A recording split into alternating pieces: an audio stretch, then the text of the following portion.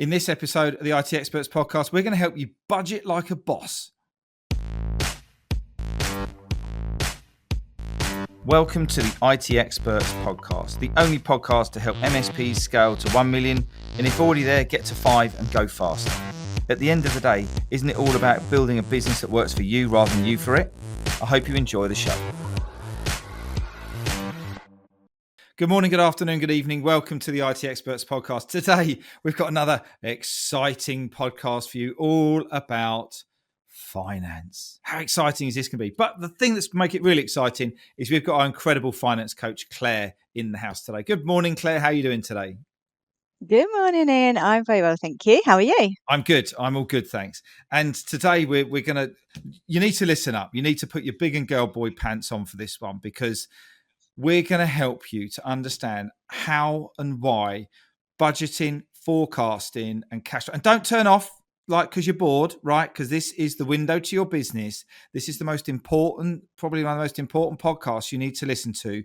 The gold nuggets that Clare has got for you today will help you build an amazing, incredible, profitable MSP, one that's going to be worth some value, one that's going to be fun to run, right? One that you're going to enjoy the profits, because that's why we're all here, right? We're all here for business's sake. We're gonna help you to just really crystallize why these things are so important, and more importantly, why the most successful MSPs do this and the outcomes they get from doing this process. So anyway, before we get into the nuts and bolts, Clare, please explain, who are you, what do you do, and who do you help?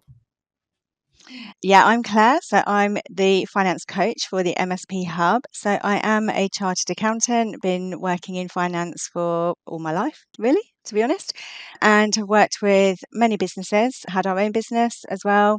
Yeah, and then work with businesses within the Hub, answering questions, helping with their finances, helping them to create reports and interpret the numbers and do some forward planning with them as well. And we have a bit of fun, don't we? Because We do have fun, yeah, because it can be finance is fun, Ian, isn't it? It is, and sometimes it can be a little bit of a dry subject. And Stuart's actually just recently run a bit of a boot camp, and he was worried about it. And it's actually one of the sessions that we had the best feedback on was like, oh my god, that really opened my eyes. It wasn't about the sales and the marketing and the team and the things that you want. It's like the finances. So why are we talking today? The reason that we're talking today is taking the previous podcast we've done, which is understanding your numbers and knowing your numbers and all of that stuff, is a great term that's a bit generic, isn't it?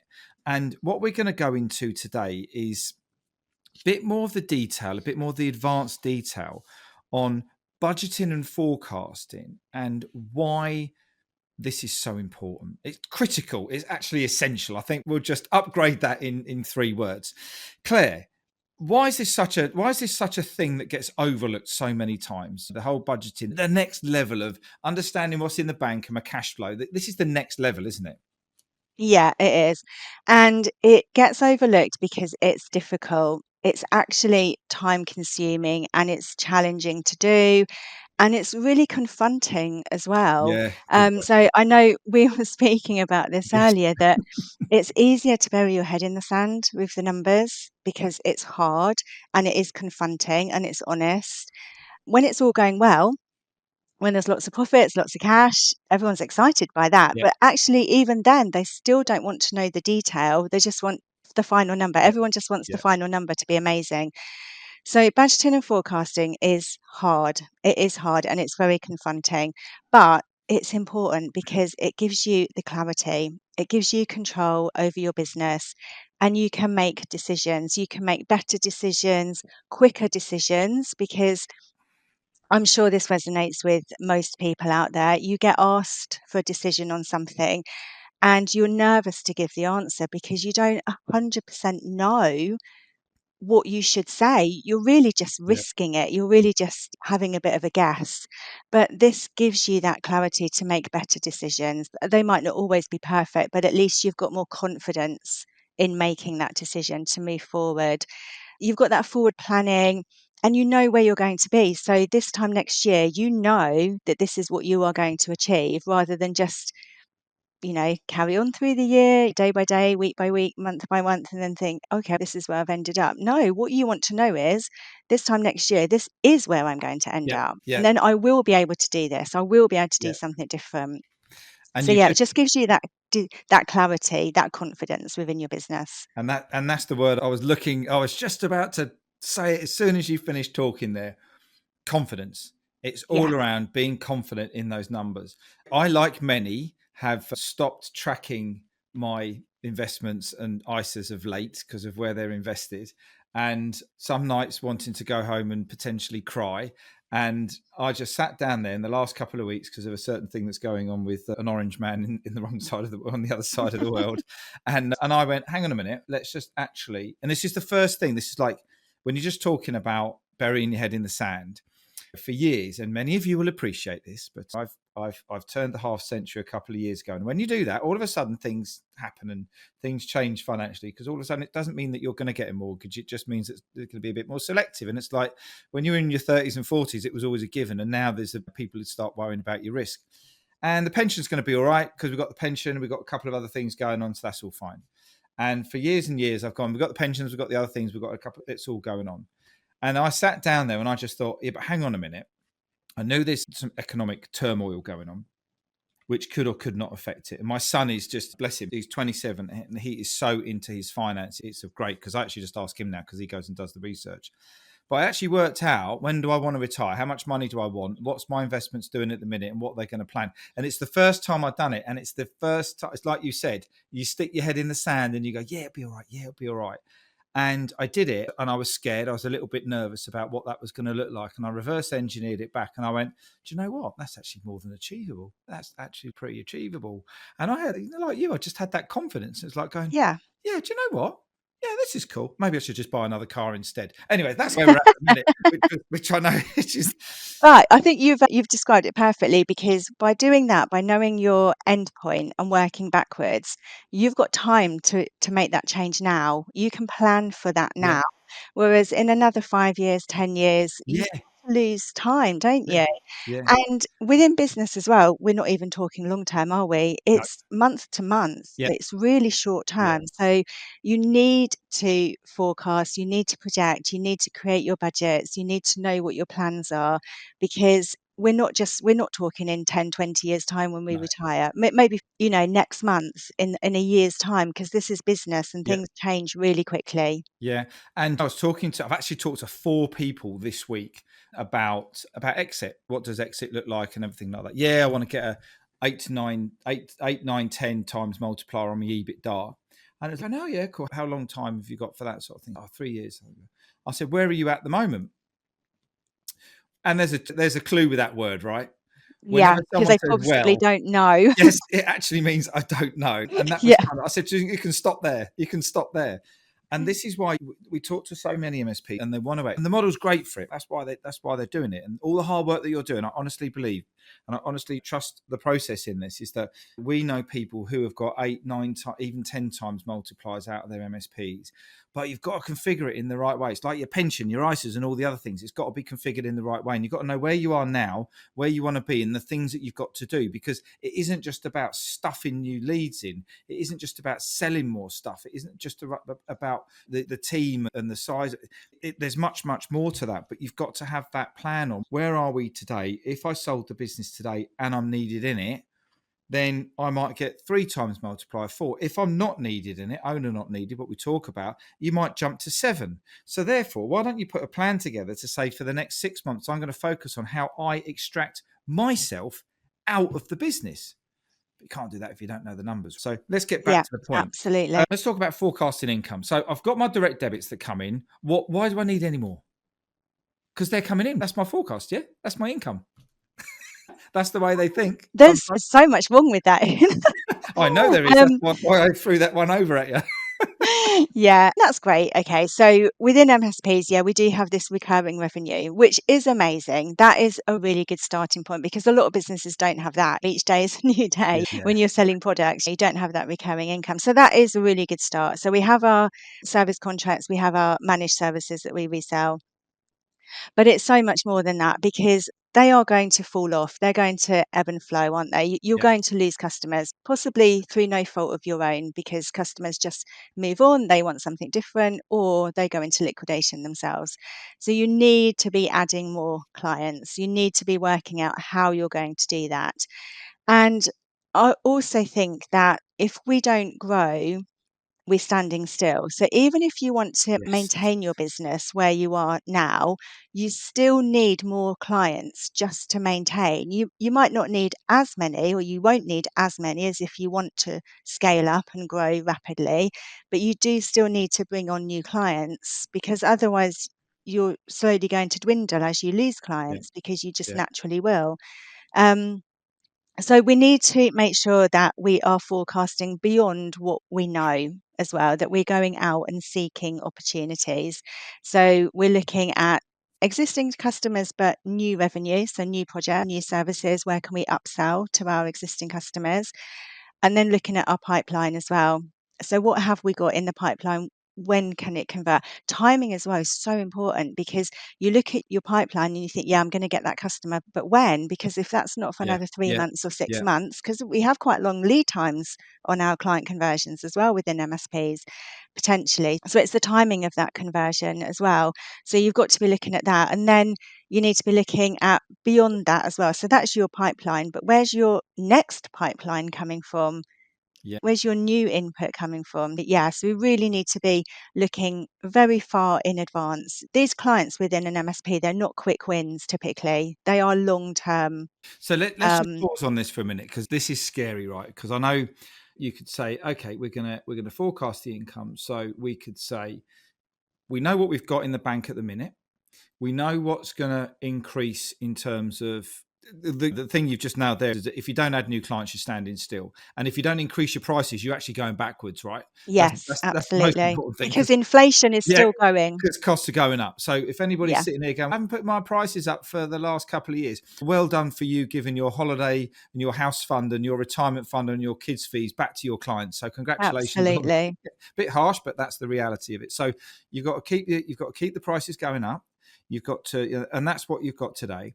Then you've got your existing customer base, haven't you? So you could break this down into a few little streams, couldn't you? What's likely that we could get out of our existing account management? That's another line, isn't it? And then you've got what you've got in your pipeline, which may be nothing, maybe something. So having a look at that and phase that cash flow in when you think that's going to come. That's a bit scary, because what if it doesn't come in, and etc. etc. But that's where you get to know what the numbers are like. The bit that I just want to, where do you start with many MSPs who do not have a working sales and marketing engine to deliver fresh leads? How do you budget for that? Do you have to get the process up and running so at least you've got some conversations going in first? Or because this is a real head in the sand moment. It's a real, yeah, Yeah. I'm going to do something, and then something will work, and then they'll get distracted, and then something will work, and then they'll get distracted. But how do you put any forecast in when you've literally got no idea where your next client's coming from with referrals? Yeah, but then I think forecasting is something that also drives the change as well, because when you forecast your income, when you budget for all of your costs, when you know where you need to end up. So I always do this backwards logic. So whenever I do any sort of budgeting and forecasting, I always start with what want my profits to be at the end of the Yeah. year. So I know what my profit margin is. I then know what my direct costs are, my overheads, because they're fixed costs, they can't change. So I know what they are. Mm. Then I know the percentage of my direct costs to my revenue. So say my direct costs are 40% of my revenue. Right. I know that as my Yeah. revenue ebbs and flows, then my direct costs will ebb and flow. So we know exactly what we need to get to. And then knowing what you need your sales to be will be the driver for Yeah. the activities that you need to do. So it might be that they are already in your pipeline, you just need to convert them. It might be that, oh gosh, only 20% is in my pipeline, or I don't have a pipeline. Yeah. So Yeah. I know that I want to add to my sales, but where is that going to come from? So then you need to go and add to your pipeline. So yes, then it's a cost. Then you're adding your cost back in. Then you need to add more revenue to cover that additional cost as well. So it then becomes this sort of scalable forecast of what you need to achieve.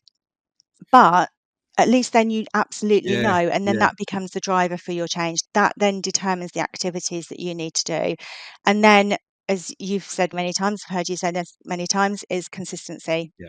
Yeah. You've then just Yeah. got to do the work and be consistent, because sales is all about that consistency, isn't it? Yeah. Prospecting is all about Absolutely. being out there and doing what you do. Absolutely. And then you've got that driver, and you can say, yes, we're on target, we're not on target, and we can like trust. But I think what you just said there that really hit a thing with me was hit a note with me was around just understanding the percentages of your direct labor, your cost of sales. What does this look like? And we track all that with our clients regularly in the headline numbers and review that with them. Yeah, really key point.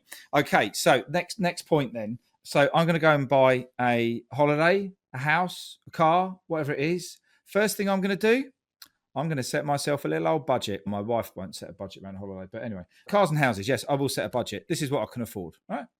Yeah. Don't do that in MSPs, do we? Don't do that in business much, do we? Set budgets. We just wing it a little bit and just make sure there's money left at the end of the month, don't we? Yeah, do you know, that is so true. I hear that so often. If you said to many people that we know, what are your costs going to be? What have you allowed for? What do you know your income needs to be? I don't know, just winging it, just Yeah. month to month. If something comes in, a new contract comes in, it's, oh, we're lucky. We had no, that's not luck. Yeah. You don't want that to be lucky. You want to have actually forecast for that. You want to have gone and won that opportunity, not Yeah. just been Yeah. lucky that it's Yeah. landed.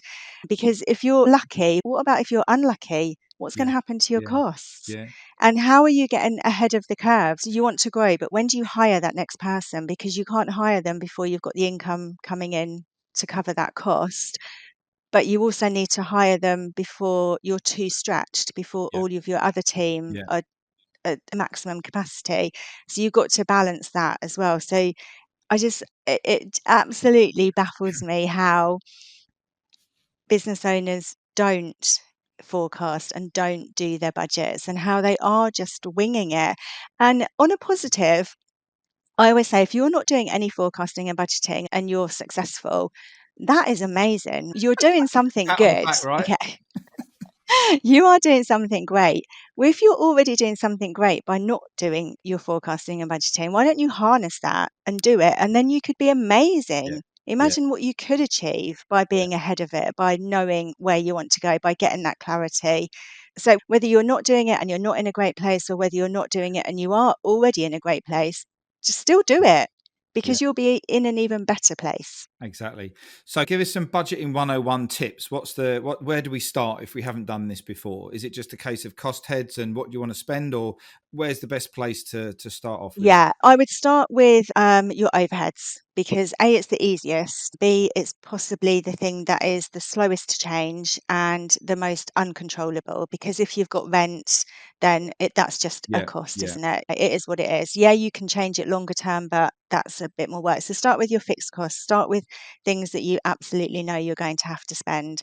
Then look at your, probably within an MSP, I think it's probably going to be your salaries next, your engineers. So look at your people, look at the efficiency, look at what capacity you have. Because if you have capacity, then that's got to be a driver to get more clients more quickly. If you don't have capacity, then you've got to plan for when you're going to make conversions and bring new people in. So you've got to strike that balance. Look at your managed services. So can you go back to your vendors and get some better pricing, some Yeah. discounts? Go back to all of your suppliers, be that, your utilities, your vendors, everybody. Go back to your suppliers and negotiate and look for alternatives. And I'm not saying always go cheap, but it's about efficiency and effectiveness. It's Yeah. about getting the right thing for your business. Look at the costs of your projects. Make sure that you know what your costs are going to be and that you're quoting accurately for your projects as well. Yeah. So many times as well, you'll do a project and it doesn't get reviewed, it doesn't get analysed. No. So, All the time, I'd actually say 99% of the time, because this is like where I cut my teeth back in corporate, was about project analysis after we've done it. How much money do we make? Lessons learned and financial reviews, and they were horrific. absolutely. I'm still scarred mentally from some of the day-long meetings that I endured when we went through these projects. And that's the first thing when I came into this industry. It's like, who's matching the quote against what you actually delivered? It was there or that. woo, Yeah, but how do giving you away know that profit. if you're not going through it, if you're not going through that time analysis? How many times did your engineers go back just for a Yeah, quick fix? yeah, And you think, oh, it's just a 5-minute fix. No, yeah. it isn't. Like, add that up, and that's a whole other project. So, yeah, do your project analysis because then it makes you quoting better for the next time as well. So you Of course won't it have does. those losses. And Yeah, yeah, it'll be lessons learned. And then look at your margins. You've then within your budgets as a whole, you've then got to have some contingency planning as well because things do happen, yeah, things do go wrong. So you've got to have some contingency planning. And then you've got your external factors, you've got inflation, you've got price hikes that you can't control from vendors. You don't always want to move vendor, you just have to suffer their price hikes. So you've got to be forecasting for that as well. And then ultimately, you've got to be saving. You've got to be forecasting and budgeting for your profits and your cash yeah, because that's what's going to give you the investment back into yeah. your business for the growth for the next year, etc. And also, that's the fun bit as well. When you've got Yeah. stuff left over, that's how you Control can the buy your team. new car, Yeah. Ian. Yeah. Yes, that's right.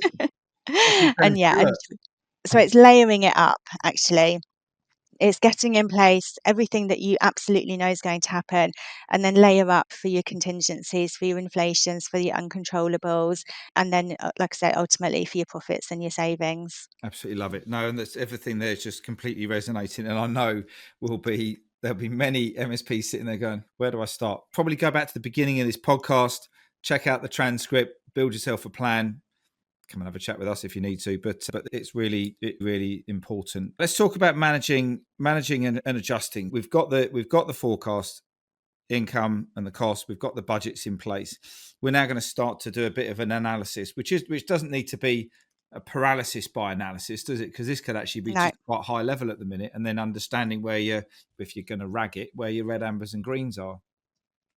yeah, absolutely.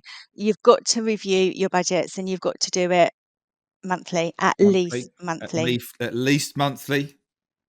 Yeah, so repeat the process. You're not going to repeat it from scratch, but you're going to review it. You're going to adjust it. You will have won some clients, you will have lost some clients. So you've got to reforecast for those adjustments. You will have had a price hike somewhere. You might have had a saving somewhere. You might have lost an employee. So now you've got a recruitment cost to factor in. Um, we've got to revisit this every month because things change so quickly, particularly within small business. And within small business as well, a small change can have quite a large ripple effect if you're not on top of it really quickly, because a small change actually in a small business is a big change. Yeah, yeah, So you need to be yeah, on top of it. yeah, So you've got to constantly review, constantly. It's having that consistency within your budgets and your plans as well, and adjust as you go. So, like I say, if your income is predicting to be higher or lower, plan for that. How are you going to adjust your costs? Do you need more people? Do you need to increase efficiencies? Look at your costs and again, work out whether you can make changes. So, can you go back to your vendor? Can you look for alternatives? Can you do something different? If you've got a capacity with employees, can you actually move them into a project? Go and win a project and move them into there and just know exactly where your money is going within your yeah. business so that you can then make changes and adjust. So then once we've got the budgets in place and we know that we like adjusting them, talk to me about why we need to convert the budgets into these cash flow plans then. Cash is king, right? Yeah, Nothing exists without cash. Profits, you need profits because profits are what you reinvest, and profits is what within our MSPs as well. Profits is where your dividends come from. So you can't pay dividends out of your balance sheet if you don't have retained earnings. So you've got to have profits there. But cash actually is the most important thing because cash is the thing that within cash, the difference between your profits and cash really is timing. So you might be very profitable this month, but actually you've had to pay your vendor early or your customer is now paying you late. That creates a yeah, cash deficit. yeah, So your cash is where you've got to understand your timing issues and you've got to have capacity within your cash. You've got to have residual cash as well so that you can cope with those timing issues or at least know them in advance so that you can do something different. So if you've got investments, you can pull that back for a little bit. If you need to borrow, be that for a day, you can have an overdraft, be that for a month, you can get a short term loan. So you've got to know where your cash is. Your VAT, unfortunately, HMRC doesn't really wait for anyone. You've got to pay your VAT bill, you've got to Yeah. pay your corporation tax, you've got to pay your PAYE from your salary deductions. Having said that, in crisis situations, you can talk to HMRC Yeah. and create payment plans, but that's a whole other level. But yeah, so cash really is key, because you can run a business without profits, but you cannot run a business without cash, because your employees won't hang around very long, your vendors won't hang around very long, and your customers will start to get nervous about the service that you're offering them. So they'll stop paying you as well. So it will make changes very quickly if you don't keep on top of Brilliant. your cash. Thank you, Claire. Just before we touch on the last section, which is all about like troubleshooting when things start to go wrong, we talked a lot about stuff you need to do. For a typical MSP, what would their finance team look like? Who's going to do all this? Is this the business owner? Is this your management accountant? Is this your accountant? Is it the bookkeeper? Do you need to get a financial controller in? What if we took a I don't know, let's take an MSP kind of bubbling around the 7-figure marks, high 6, early 7 figures. What should their finance team be looking like, and how would that kind of like mature? So around that mark, I would assume that you would have a person in your day to day doing all of your supplier invoice processing, all of your customer invoicing, all managing your bank accounts, your payments, your salaries. So you would have that person. But actually, if you're at that 7-figure mark, then you are going to start to want to have either an internal accountant or somebody that you are bringing in on a monthly basis to do all of this for you. Because when you get a finance professional in your business, when you're at that point where you can afford that investment, because it is an initial investment to do that, but the returns you get will start to Yeah, escalate yeah, really yeah, quickly, yeah, because having that foresight and that professional within your business will create the desire to achieve that you need to achieve. So when you bring an accountant in, and I say accountant, but it doesn't have to be an accountant in the traditional sense in a firm of accountants, but a finance professional, yeah, a part-time FD, whatever it is you want to do, they'll cover their costs really quickly because they'll add so much value. yeah, But of course, I do understand that you need to be a certain size to warrant that investment yeah, as well. yeah. So yeah, you need to be in the right place for that. But they will make it pay for you. It is definitely the right thing to do. It scares me when I hear companies that are at the 7-figure, or and we're talking like several million, and they don't have Don't an have that. FD. Don't have that. Don't have And that. I think, how are you doing that? How do you even get into where you are? Yeah. What about some of the smaller guys then? What about some of the smaller guys who have smaller teams and maybe around the £500,000 mark? What should they? Obviously, it's around affordability, but then you've got this investment, this ROI that you just spoke about. What does that look like? Yeah, and it still could be somebody external, or it could be the owner themselves, or it could be that you've got a really amazing bookkeeper that can start you on this process. Yeah, it does depend on where you are. But actually, I still maintain that even as a small business, if you're working on your business, so even if it's you that has to do this, if you're Yeah, working on your business and you're paying others to do the work to generate the yeah, income, it will still have financial benefits for you. yeah, So I think as well, it's easy when you're very small. When you start out, you're doing everything. You're doing the yeah, projects, you're doing the yeah, contracts, but you've got to very quickly get out of that, and you've got to start working on your business. And financials is actually working on your business. That is yeah, what's going to yeah. drive it and move it forward. So the sooner you can get out of that, the sooner you can get into that situation, then the better for your And business. take the blueprint that we've talked about today from this podcast and go and talk to some virtual FDs. Go and talk to 3 or 4 of them and just say, this is where I'm at. This is where I want to go. How can you help me? And see the sort of things that they're talking about. And are you resonating with them? And are you getting them? And do they get you? And I think really importantly, try and get someone who gets MSPs, because if they don't understand the business model, you don't want to be spending your time educating somebody on a business model. It's like your accountant should be an MSP specific accountant, and like your bookkeeper and all of that, so they get your business. But it's really important that you get someone who gets it. And I remember a boss of mine many years ago, someone said, oh, can you do this for me? And it was something different to the main business. He said, yeah, of course I can, because he said yes to everything. And then he went out and he got a load of quotes from somebody else, and he just copied their model, and he just built a business and just did exactly what these people were doing.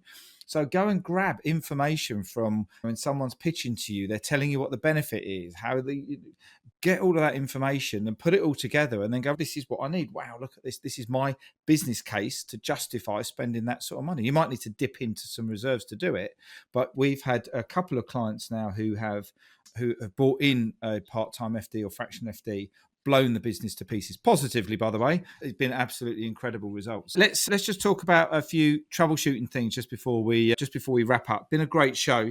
What happens when things slightly go a little bit off track? What is it that we need to focus on? What's some of the emergency cords we need to pull?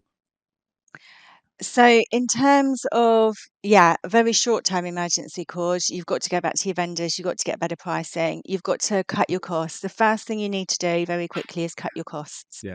The worst case scenario, that could be people. It could be going back to the vendors.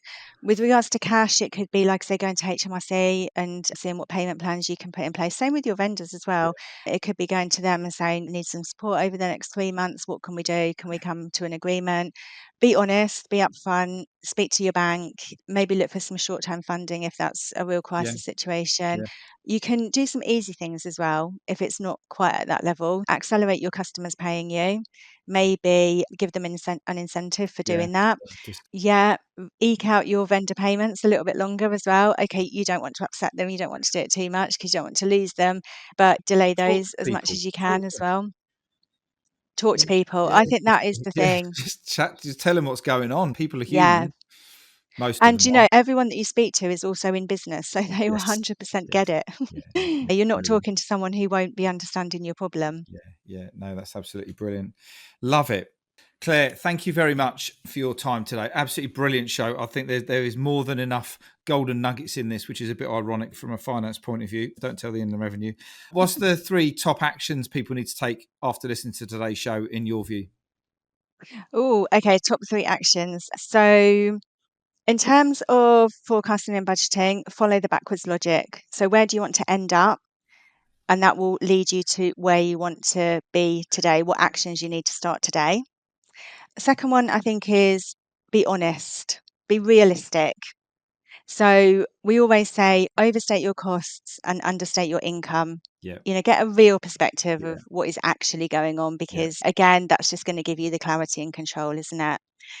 And then thirdly, do it. Just do it. Just do your forecasting and do your budgeting. Actually take the time to work on your business, because it will pay dividends, literally. It will pay. What a great little pun at the end of it. And I think the last thing for me is just be uncomfortable. Be comfortable being uncomfortable about this. Absolutely, it's pulling the plaster off. It's ripping it off, and you're not going to, what you may not like, what you might like, but it's time to get your head out the sand and really to focus that plan, as Claire says, backward logic, reverse engineering, whatever you want to call it. Hopefully this show is going to be one that's going to change many lives. I think it might do. I think it's been great. Thank you very much, Claire. I look forward to catching up with you soon. Thanks, everyone. We'll see you all on the next show. Take care. Have a good one. Thank you. Bye. Hang on a minute, just before you go. And if you're curious about how this episode links with the ability to scale your MSP to $1 million, or if you're already there, accelerate to 5, then we want to invite you to come and take the MSP Mastery Quiz. And in just 3 minutes, you're going to get a 360-degree scan of your business, where you can identify the 1 or 2 tactics that can help you find more time, engage and align your people, and help generate more leads in your MSP. It's really simple. Just click on the link in the show notes. And if you have enjoyed this episode, we'd love to get some feedback from you by means of a rating, review on Spotify or iTunes or your podcast platform of choice. We really appreciate every single one of them. Now you can go and enjoy the rest of your day, and we look forward to catching up and connecting with you soon. All the best now.